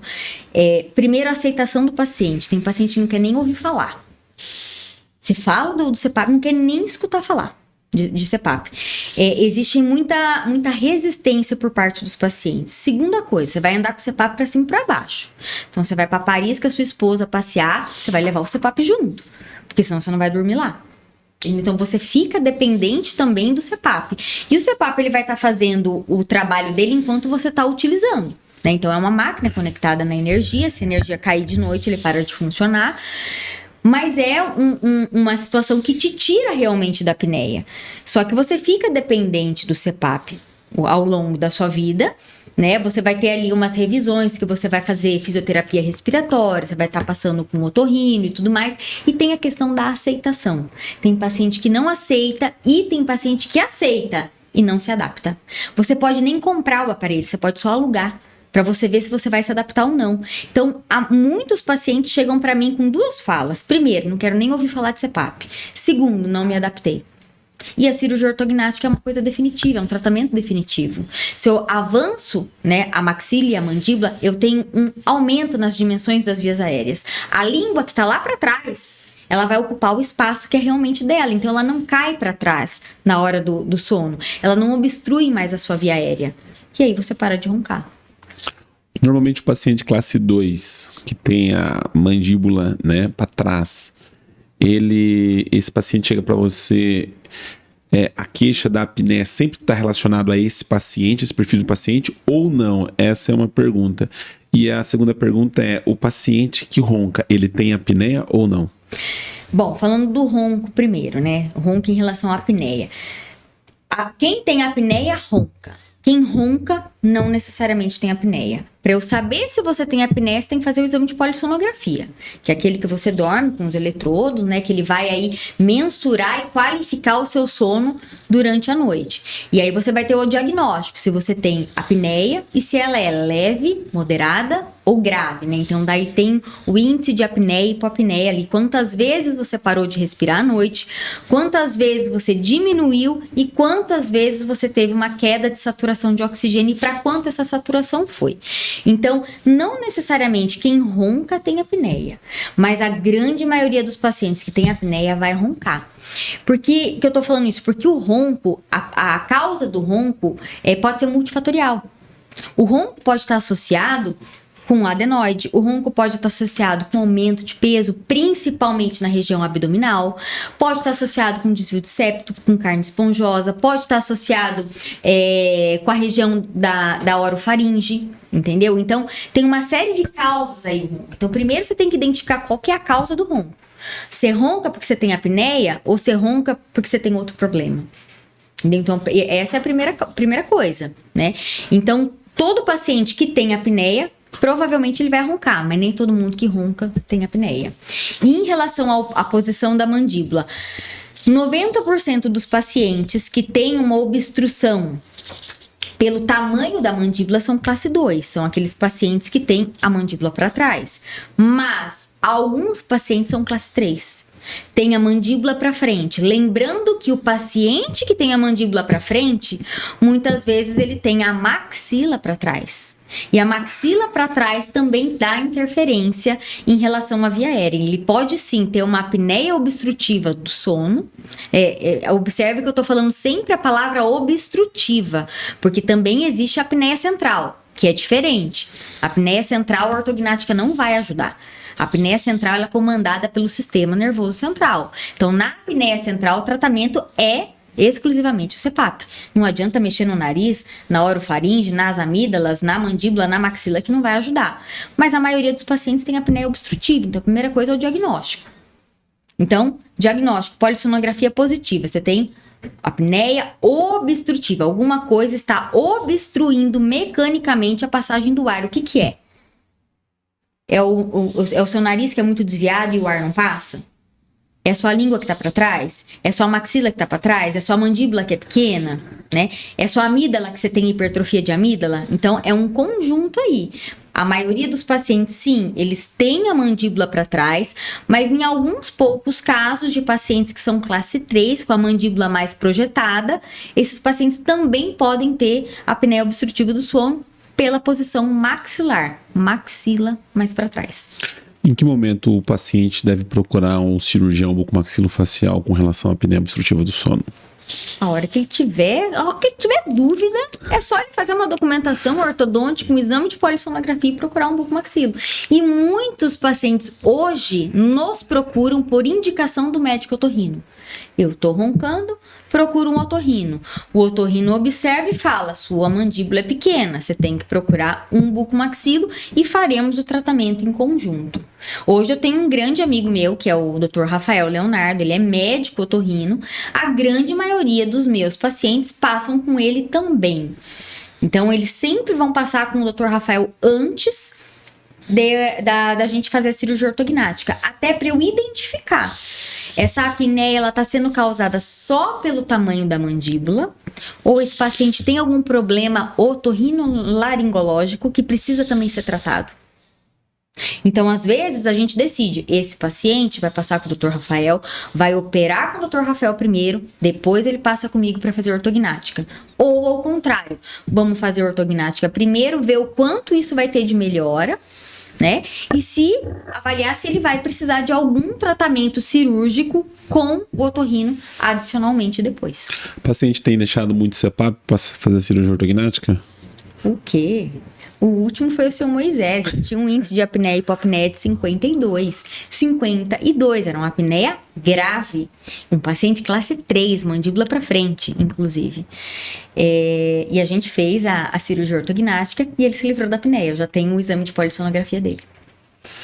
É interessante, né, que o paciente da apneia, a maior parte das cirurgias é totalmente funcional, né, doutora? Com certeza, completamente funcional. Mas é claro que tem a preocupação estética. Principalmente ele quer saber se ele vai ficar bicudo.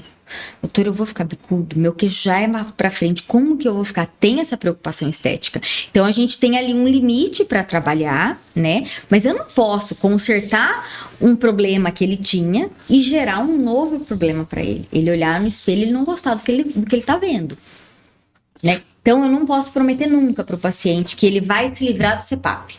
Eu posso prometer para ele que ele vai melhorar da apneia. Então, existem pacientes que saem de um quadro de apneia grave para um quadro de apneia leve. Moderada. Que já é sucesso. Mas pode ser que esse paciente, ou ele ainda precise do CPAP, ou ele vai precisar investigar outras possíveis causas da apneia. Será que ele não tem que remover a amígdala também? Será que ele não deveria fazer a faringoplastia? Será que ele não tem adenoide associado? Então, não é um tratamento. O tratamento do paciente portador de apneia obstrutiva, ele não é único. A cirurgia ortognática pode não resolver 100%. Ele vai precisar de um tratamento multidisciplinar. Queria que você falasse dos benefícios da cirurgia ortognática, ponto que envolve também da apneia, e depois os benefícios do paciente da apneia obstrutiva do sono com a cirurgia ortognática.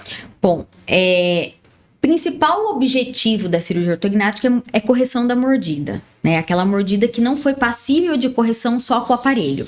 Então, não é infrequente o paciente chegar no meu consultório e falar: tô há 7 anos de aparelho e agora o meu ortodontista disse que não tem mais o que fazer, eu tenho que operar. Então, na verdade foi um diagnóstico errado e um tratamento errado que foi conduzido ao longo dos anos. Então, o principal benefício da cirurgia ortognática, como um todo, é a correção da mordida. E como a gente reposiciona a maxila e mandíbula, a gente também vai reposicionar a posição da língua. Então, se o paciente tem a mandíbula para trás, a língua está para trás, ela acaba fechando a via aérea durante o sono. E ela acaba empurrando os incisivos inferiores para frente. Então, os dentes da frente ficam muito inclinados. Então, a gente corrige a mordida, a gente corrige a posição da língua, melhora a fonação, melhora a fala, melhora a deglutição e melhora a respiração. Muitos pacientes falam para mim: nossa, eu tenho muito ar. Eu não sabia que eu tinha esse tanto de ar. Como eu tô dormindo bem, como eu tô respirando bem. E é muito gratificante escutar isso. Além da melhoria estética, obviamente. E salvar os casamentos também, né? Nossa, viu? Demais, você não tá entendendo. E o paciente que ele tem a apneia, além dele poder se livrar ou pelo menos melhorar muito essa apneia, é um paciente que ele vai, além de respirar melhor, falar melhor, mastigar melhor, ter uma digestão melhor, o paciente ele vai se sentir mais bonito na hora que ele olha pro espelho, porque a maioria é classe 2, a maioria tem o queixo para trás, né? E ele para de dormir na recepção do seu consultório, ele para de bater o carro. Tem vários pacientes que batem o carro porque dormem no volante. Ele se torna uma pessoa muito mais amigável e mais feliz, porque o paciente que ele tem apneia, ele não descansa, ele não dorme, ele vive irritado e de mau humor. Então, melhora casamento, acaba melhorando tudo de uma forma geral. E uma coisa importante que eu esqueci de falar: o paciente que tem a apneia do sono, ele tem um efeito protetor, que é fazer bruxismo. Ele range os dentes. É como se o cérebro entendesse que o paciente não está respirando. Então, é como se ele mandasse uma mensagem para sua mandíbula: vá para frente, ranja os dentes, porque quando o paciente ele faz o ato de ranger os dentes, ele acaba abrindo a boca e o ar acaba passando. Então, toda vez que ele range os dentes, ele protrui, ele joga a mandíbula para frente. Então, a língua que está pressionada lá para trás, ela vem para frente também e o ar passa pela boca. Então, o paciente que tem apneia, com frequência, ele tem bruxismo. Se ele tem bruxismo, ele quebra os dentes, ele quebra a coroa, ele quebra a restauração, ele tem dor no rosto, ele tem dor nessa região, ele tem dor de cabeça. O cansaço crônico, às vezes, de um paciente que ele não tem nem problema de obesidade, é um paciente que tem um perfil, diria assim, fora dos padrões da obesidade, mas é um paciente que se queixa muito de cansaço. Ele pode estar associado com relação à apneia? É um sinal, de repente, para você procurar um bucomaxilo nesse sentido? Com certeza. Semana passada eu recebi um paciente que fez instalação de próteses faciais. Lindo. O caso ficou lindo. Mandíbula marcada, queixo na posição, lindo. Tá perfeito. Esteticamente o paciente está perfeito. E é um paciente magro, pequeno, magro, lutador de jiu-jitsu. Só que ele chegou pra mim e falou: eu não estou conseguindo mais lutar jiu-jitsu. Aí eu: por quê? Porque eu não tenho fôlego, eu não consigo respirar. Tá aqui meu exame de polissonografia, 3 exames de polissonografia, apneia obstrutiva do sono moderada. E a pergunta: por que você fez o implante facial? Ah, porque o doutor que eu passei disse que a minha mordida era encaixada, e realmente era. Então, que o meu caso era mais estético. Eu falei: como que pode ser estético se você não respira? E no diagnóstico tá aqui a palavra obstrutiva. Eu tô vendo que a sua mandíbula é pra trás, que você tá com um implante facial aqui, tamanho G. Como que pode ser? Ai, doutor, agora eu quero tirar, eu quero fazer ortognática. Você tá entendendo? Então, assim, um paciente que é magro, mas que vive cansado, com umas olheiras imensas e que não tem nenhuma concentração. Ele tá na sua frente, você tá falando com ele e ele tá piscando duro, quase dormindo na sua frente e aéreo. A pessoa, ela fica aérea. Você tá falando com o paciente tá olhando pro teto, tá olhando pra luminária, entendeu? Ele perde completamente o foco, ele não tem essa concentração. Então, esse paciente, por exemplo, a gente tá programando remover os implantes faciais e fazer a cirurgia ortognática para ter não só essa melhor estética, mas principalmente da apneia obstrutiva do sono, e para que ele possa voltar a lutar o jiu-jitsu que ele sempre lutou, porque ele não consegue mais. A qualidade de vida do paciente pós a cirurgia ortognática é demais, né? Vai dizer assim. Quando fala de apneia, então, esse paciente, acho que é um dos mais realizados, é o paciente da apneia, né? Vai dizer assim. Eu tive um paciente que ele tinha apneia leve. Era um paciente classe 2, muito bonito.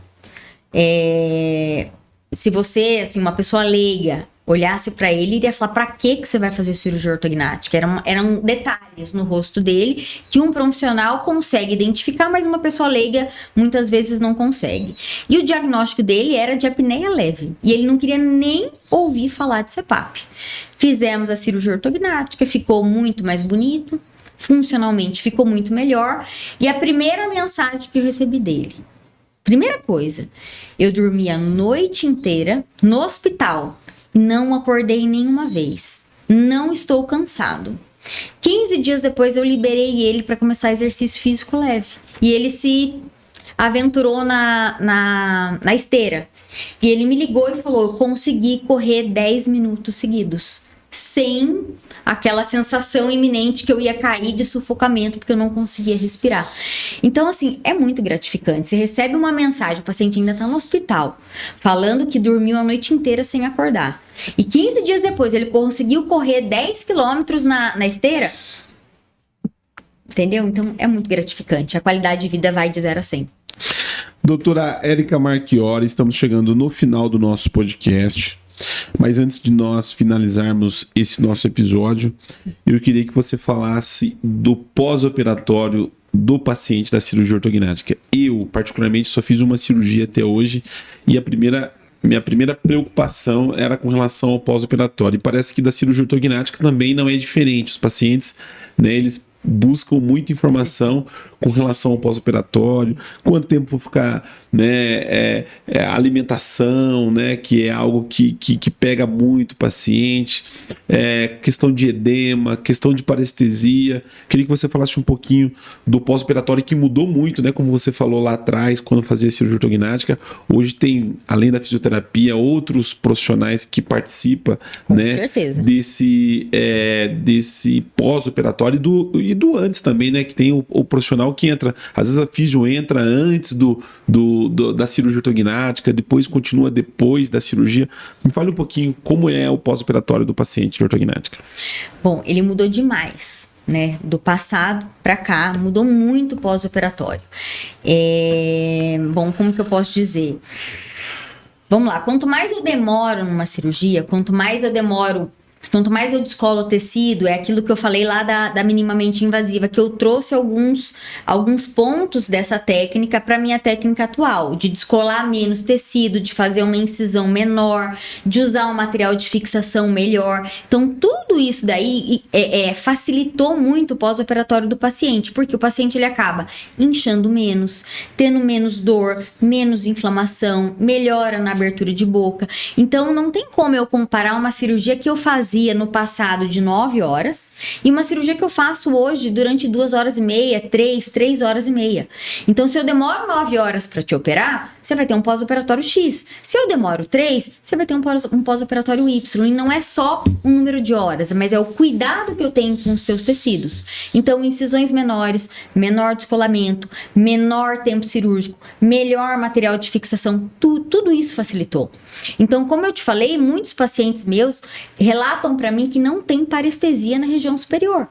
Então, o pós já foi um bicho de 7 cabeças. Não é mais. Só que eu não vou te falar que um pós-operatório é tranquilo, porque não é. Vamos fazer uma analogia. Você operou o braço. O médico vai falar, você não pode movimentar o braço. Você fica com o braço lá, com a tala, com não sei o que aqui, 40 dias, quietinho. Na boca tem como você fazer isso? Você precisa respirar, você precisa falar, você precisa engolir, você precisa comer. Então não tem como, é incomparável o pós-operatório da cirurgia ortognática com outras cirurgias. Então eu não vou te falar que é um pós-operatório simples, que você vai tirar de letra. É um pós-operatório que exige uma série de cuidados, mas que eu costumo dizer que assim, os primeiros 4 dias são decisivos, né? Os primeiros 4 dias são dias ruins, porque você tá inchando. Então você não incha só no dia seguinte. Você vai inchar no primeiro, no segundo, no terceiro. No 4º dia, seu rosto vai estar parecendo uma panela de pressão. Mas é muito mais desconfortável do que doloroso. Se eu te perguntar, se fizer uma cirurgia ortognática comigo, eu te pergunto, quanto de dor você está sentindo de 0 a 10? Você vai me responder 2, 3 no máximo. Aí eu te pergunto, você toma medicação, a dor passa? Você vai falar, passa. Mas e o desconforto? É desconfortável. Você vai estar inchado, vai estar diferente, vai ser difícil para abrir e fechar a boca, vai estar difícil para escovar os dentes, vai estar com ponto na boca. Você vai ter uma série de medicações que você vai ter que tomar. Você vai ter que comer de 2 em 2 horas. Você vai passar literalmente o dia inteiro comendo. Então, não tem como isso ser confortável, entendeu?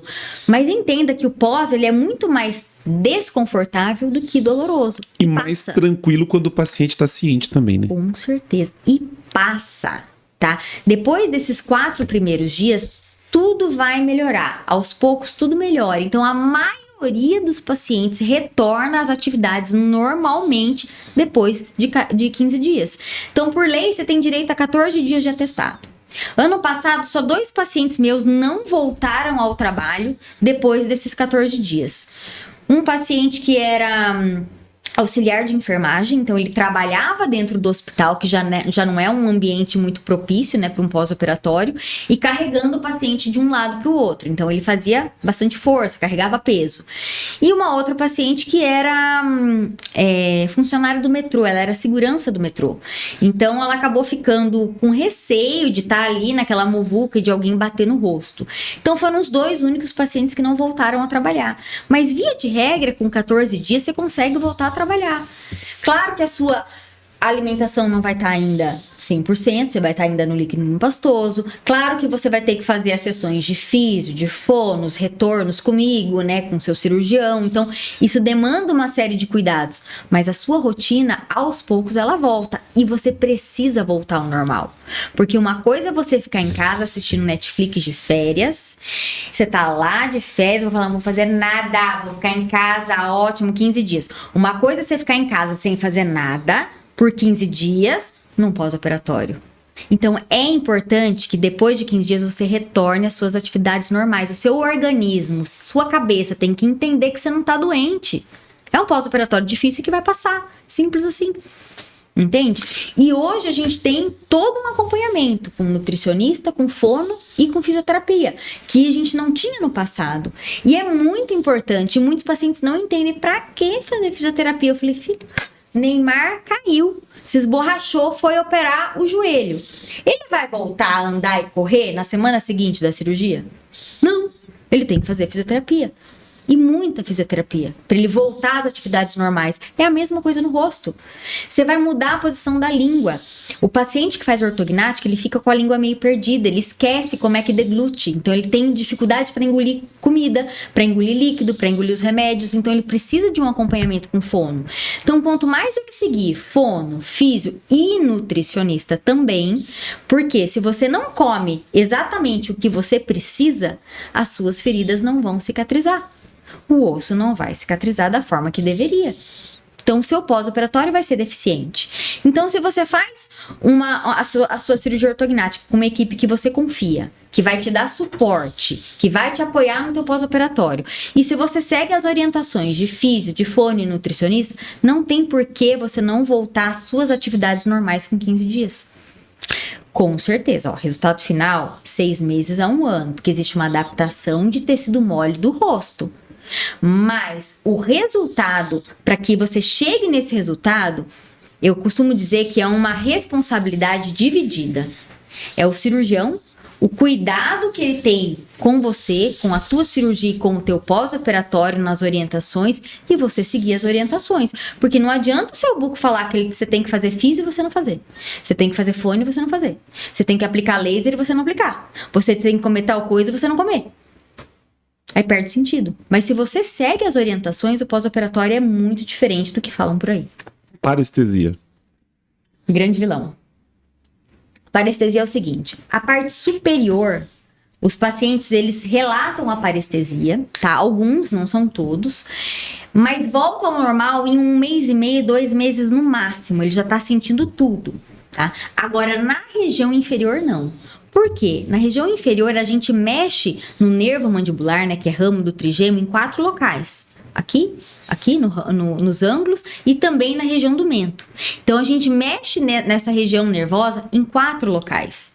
E o nervo, ele passa no meio da mandíbula. Por isso que tem tanta parestesia no mento e no queixo. Então, a princípio, o paciente não vai sentir nada. Ele sente uma redução acentuada na sensibilidade, que se chama de hipoestesia. Passou ali 1 mês, 1 mês e meio, ele começa a sentir formigamento, coceira, choque, que é a famosa parestesia. E essa famosa parestesia, ela pode perdurar até 1 ano e meio. Como que volta? Você tem que fazer 5 coisas. Tem que fazer físio, tem que fazer fono, tomar a medicação que o buco vai indicar na hora certa, não é logo depois. Fazer eletroacupuntura, que são aquela colocação das agulhinhas e um disparo de um choquinho, é como um tratamento de choque para a região nervosa mesmo, né? E se você não faz, e aplicação de laser, parece que você não tá aplicando nada, você não sente, né? Laser vermelho e infravermelho, que é o laser de baixa potência, mas é extremamente importante. E sim, eu tenho pacientes com parestesia permanente, alguns. Mas o que eles me relatam? Doutor, eu tenho parestesia nesse canto do lábio. Ou eu tenho aqui no meio do queixo, não sinto aqui. Ou é aqui. Não é aquela coisa completa. E é uma coisa que eles falam pra mim. Eu tenho, mas não limita a minha vida. Eu consigo falar, eu consigo sorrir, eu consigo beijar na boca. Minha vida não parou. Entendeu? Então, assim, quando você coloca numa balança o risco-benefício, o benefício supera demais o risco dessa parestesia. Agora, aqueles pacientes que a gente vê na internet, eu operei há 3 anos e eu não sinto o meu rosto, aí eu realmente não sei dizer o que foi feito. Tanto na parte cirúrgica quanto no próprio pós-operatório do paciente, porque tem muito paciente que reclama de parestesia, mas não segue as nossas orientações. Doutora Érica Marchiori, nós estamos com quase 1h50 de podcast. Normalmente o podcast aqui é 1h20. E ainda eu vou falar real pra você, falaríamos aqui mais 2 horas tranquilamente. Pois é, né? Acho que eu falo um pouquinho demais. Que lute. Será que a gente falaria aqui mais 2 horas? Você acha que ficaria mais 2 horas aqui falando? Oi, acho que a gente falaria. Você vai falando pergunta, fazendo pergunta e eu falando. Mas foi muito bom o nosso podcast. Eu queria que você fizesse seus finalmente, deixasse suas considerações finais. Queria que você deixasse um conselho. Essa câmera aqui, ó, do lado esquerdo, aqui do meu lado, é sua. Deixasse um conselho para esse paciente que em algum momento já pensou na cirurgia ortognática, desistiu no meio do caminho, foi saber do pós-operatório e acabou desistindo, ou esse paciente ficou inseguro, né? Eu acho que é importante, né, o paciente a gente tem diversos pacientes que nos acompanham aqui no nosso canal da Bucocast e do Ortognática assim também. Ele tem essa segurança, né? Eu acho que a clareza que você passou aqui com relação à cirurgia ortognática, eu acho que é o mais importante para que você tenha sucesso na cirurgia ortognática, né? Infelizmente, não são todos que têm essa clareza, né, em dizer exatamente os processos de como vai acontecer a cirurgia, mas eu acho que isso é que acaba gerando confiança do paciente em escolher cirurgião A, B, enfim. Eu acho que é o que mais importa para o paciente, né? Com certeza. Eu acredito, assim, que o mais importante... Fala olhando para lá. Fala olhando para cá. Aqui. É para lá. Diga aí para o paciente. Eu acredito que o mais importante para o paciente na decisão entre vou fazer ou não é a segurança que a equipe cirúrgica tem que te dar. Você tem que estar com uma equipe cirúrgica e uma equipe anestésica, porque o médico anestesista ele é tão ou mais importante que a equipe cirúrgica que vai te operar. Porque ele vai te manter vivo durante o procedimento cirúrgico. Então, eu acredito que o mais importante na tomada dessa decisão é realmente a segurança na equipe cirúrgica. Você tem que confiar no teu cirurgião. Esse cirurgião ele tem que te passar segurança, clareza, confiança e suporte. É um cirurgião que está te dando suporte, o suporte começa no pré-operatório. Porque você não decide fazer cirurgia ortognática em janeiro e opera em fevereiro. É uma construção, você tem que construir uma confiança com essa equipe, com a equipe do ortodontista, do cirurgião. Cirurgião e ortodontista têm que estar alinhados, eles têm que falar a mesma língua. Não adianta o orto trabalhar de um jeito e o cirurgião trabalhar de outro. Não adianta o cirurgião trabalhar de um jeito e não ter uma equipe de anestesista ali do lado para o que deve e que execute a anestesia com maestria. Apesar do anestesista estar ali só naquele momento da cirurgia, mas é muito importante. Então, eu considero que o mais importante na decisão entre fazer e não fazer a cirurgia ortognática é a confiança, é a segurança da equipe cirúrgica. O pós-operatório, as dúvidas, os anseios, as angústias, a equipe vai saber conduzir para uma cirurgia o menos traumática possível para que você possa, sim, modificar a sua vida por completo e melhorar a sua qualidade de vida. Você está acostumada a viver em torno das câmeras, né? Que você faz bastante conteúdo, eu vejo e acompanho você. Já tinha gravado um podcast antes? Não. Não tinha gravado um podcast ainda? Nossa, que honra. Eu gravei podcast uma vez, lá na minha clínica de mentira. Eu coloquei, tipo assim, um microfone desse aqui, de podcast, o a câmera ali aqui na minha frente falando e eu olhando pra parede. Olhando pra parede, não, olhando pra porta. E você sabe que muita gente faz isso, sabia?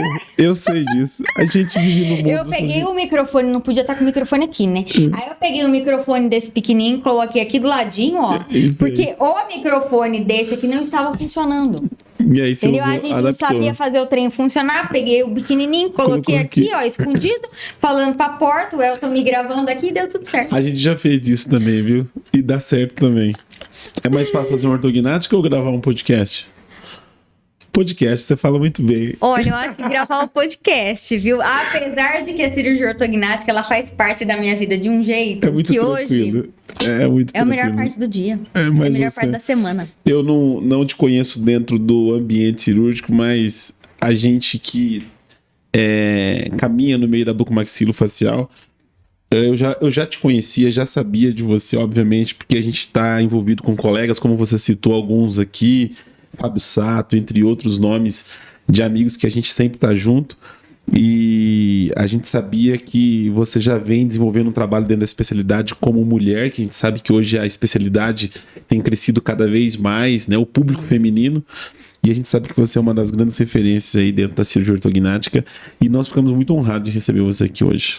Muito obrigada. Honrada fiquei eu de estar aqui gravando 2 horas com vocês. Obrigada mesmo. E eu que agradeço, minha amiga.